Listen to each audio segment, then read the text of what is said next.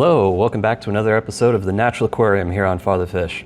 Today, we're going to do something a little different, and we're going to actually do a little setup of an aquarium to maximize the number one thing that keeps all ecosystems healthy on Earth: biodiversity.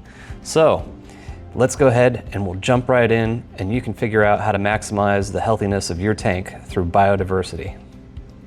So the first thing that you should consider after you've got your substrate in is setting up your hardscape. It's the stuff that you're probably not going to move after you've put it in there. And what I like to do is I like to start with the actual hard stuff first. So we're going to start with some of the biggest rocks. And I've only got a 5-gallon tank here, which you're going to see on dual screen. Woo! Dual screen, 2 cameras at once. And these big rocks are, well, they're actually tiny rocks, but they're gonna look big in our small aquarium here. And I don't know if I can actually fill it up, but we'll see, we'll try it. Because on the bottom, there's a lovely sticker that says, "This is a terrarium, does not hold water," even though I've totally filled them up with water before because, well, who wouldn't, right? Yeah, multi-tank syndrome, gotta try. So let's go ahead and start off with the hardscape. So these bigger rocks right here, these are gonna come and do 2 things for your aquarium.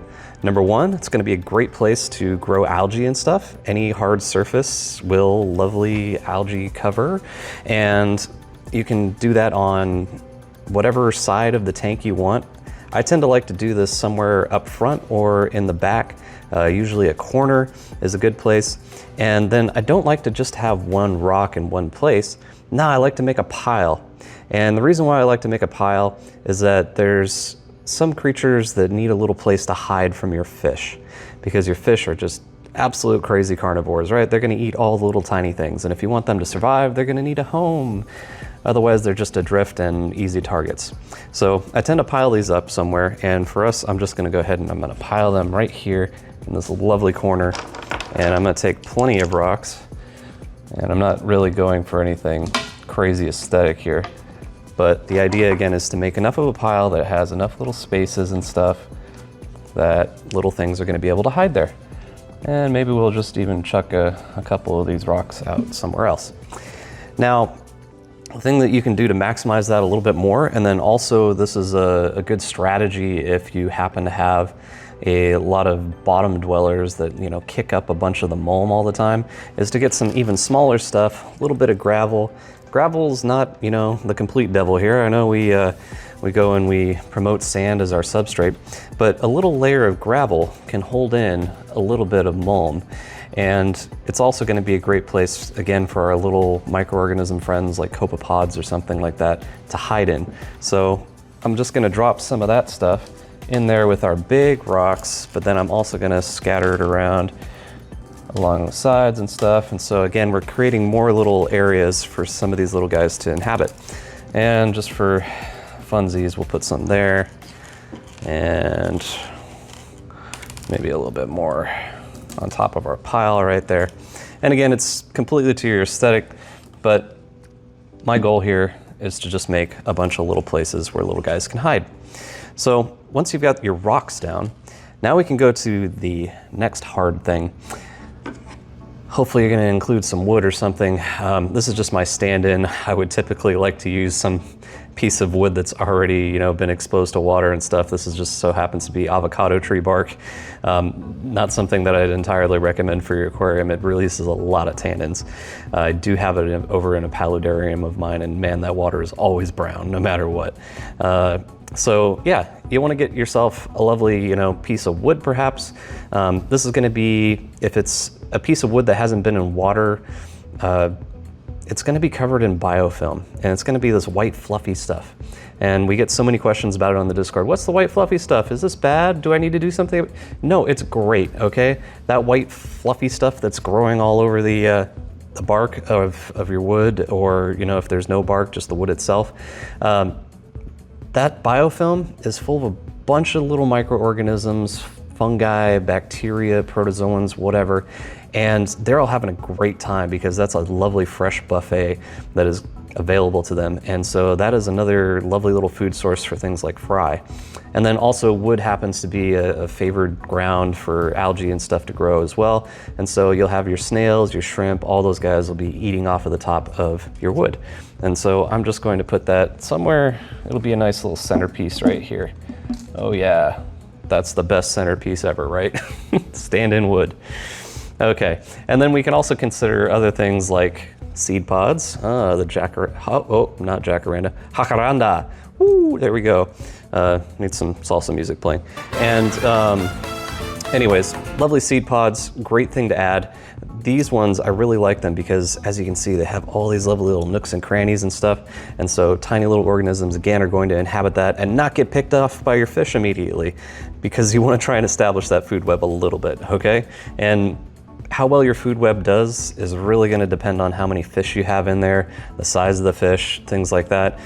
There are some tanks, like the one behind me in the middle there, that have very light stocking, maybe 6 fish in there right now in that little 10-gallon.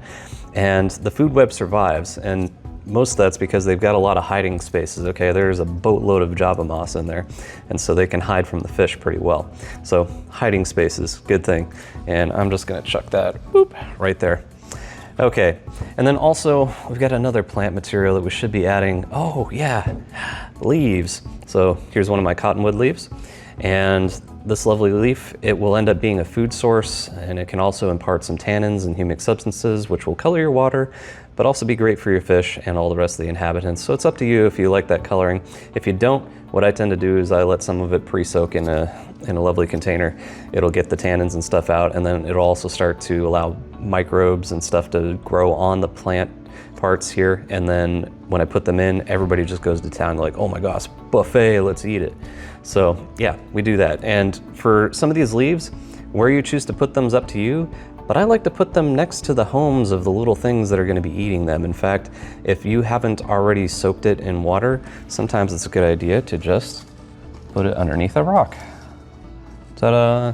And there we go. The buffet is right there at their home, and who wouldn't love a buffet right in their home, right? Good stuff. Okay, so next up, we're gonna go ahead and we'll talk about plants. So for our plants, you might want to consider what's a background plant, what's a mid-ground plant, what's a foreground plant. Those are all available on many websites. If you know the name of your plant, you can go look it up, and it will give you some idea of where you should be planting those plants. So what I like to do is I like to start with the background plants first. Those are the ones that are going to be hugging the back of my tank, hugging the walls, simply because they grow very tall.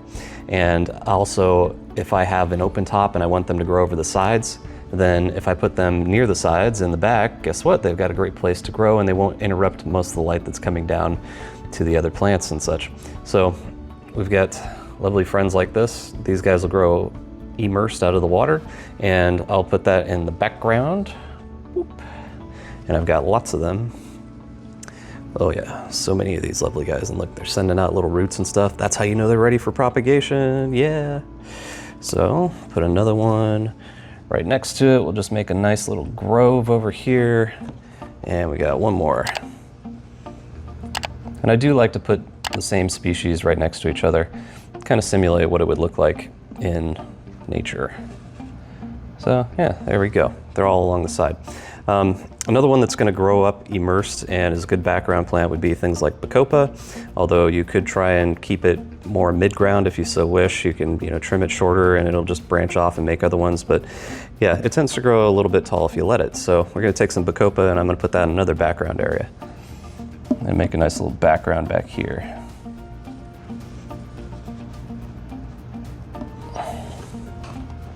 And I've got lots of bacopa.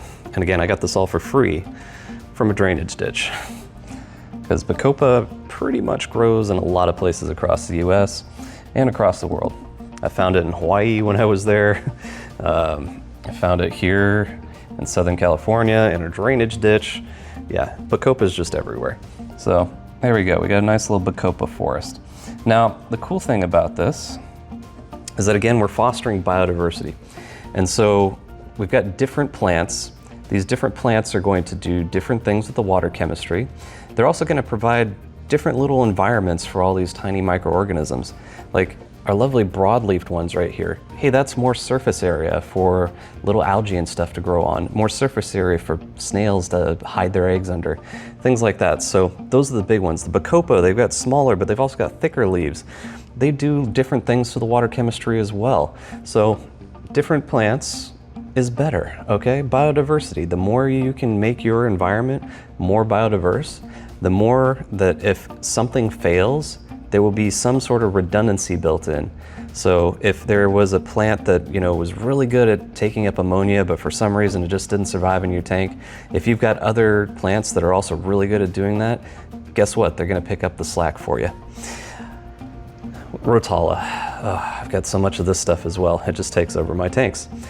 This one can be used as a runner if you so wish. You're gonna do a lot of trimming if that's your goal. Otherwise, it works as a good mid to background plant. So I've got boatloads of Rotala. I'm, again, mid to background, so I'm just gonna shove this stuff right back here in this corner. We'll make a lovely little Rotala forest. It's not gonna stand up on its own, so I'm just gonna put that back there. And again, like I said, it could end up being a runner if you so wish. Look at all those roots.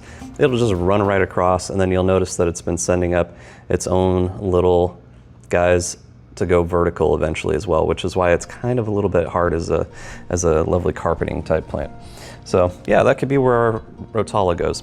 And then one more last mid to background plant, my friend Ludwigia.